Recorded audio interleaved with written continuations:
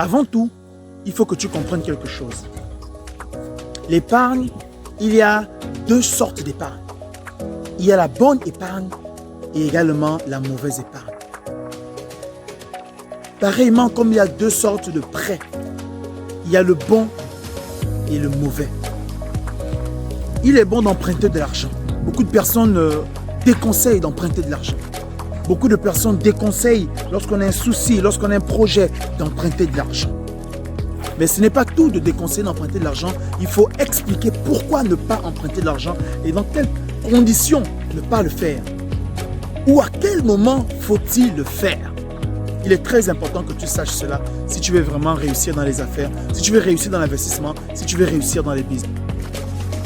On n'épargne pas pour épargner. On épargne avec un objectif derrière. Il faut te fixer un objectif derrière. Il faut te dire par exemple, au terme de cette année, nous sommes en 2022. Au terme de 2022, ça veut dire en décembre ou en octobre, tu vas faire un bilan. Je dois avoir à la banque au moins 20 millions, au moins 50 millions de francs CFA, au moins 10 millions de francs CFA, chacun en fonction de ses objectifs. Ça, c'est un. De deux, il ne faut pas juste avoir un objectif en termes de chiffres. Parce que si vous lisez L'homme le plus riche de Babylone, il va bien vous expliquer comment réussir dans les affaires. Il faut comprendre comment fonctionne l'argent si vous voulez savoir comment gérer de l'argent. L'argent, il faut savoir le gagner. Il faut savoir l'épargner. Après, il faut savoir l'investir. Si tu ne sais pas gagner de l'argent, c'est déjà mort. Même si tu sais épargner, il faut d'abord apprendre à gagner de l'argent.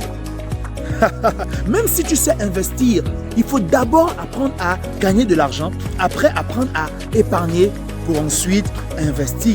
Pour avoir un investissement rentable, il faut avoir un investissement à un certain niveau.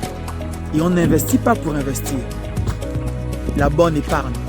La bonne épargne doit avoir un objectif et la bonne épargne doit également avoir un projet derrière. Si tu as besoin de 10 millions, pourquoi faire?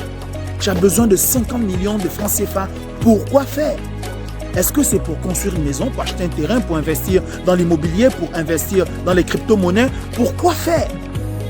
Quand tu as fixé cet objectif, maintenant tu vas subdiviser ton objectif en petits objectifs mensuels, après hebdomadaires. Tu vas te dire maintenant, c'est 10 millions, combien je peux mettre chaque mois pour pouvoir atteindre 10 millions à la fin de l'année. Ça, c'est la bonne stratégie pour épargner. Et pourtant, ce n'est pas ce que nous voyons ici dehors. Les gens épargnent aujourd'hui pour épargner.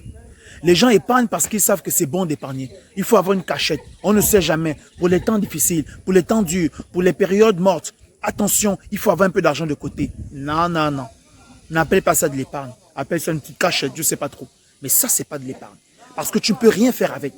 Tu connais quelqu'un qui a été riche avec de l'épargne? Dis-moi. Tu connais quelqu'un qu'on peut dire qu'il vit bien grâce à l'épargne? Ça ne veut rien dire. Épargner. Il faut épargner avec un objectif d'investissement.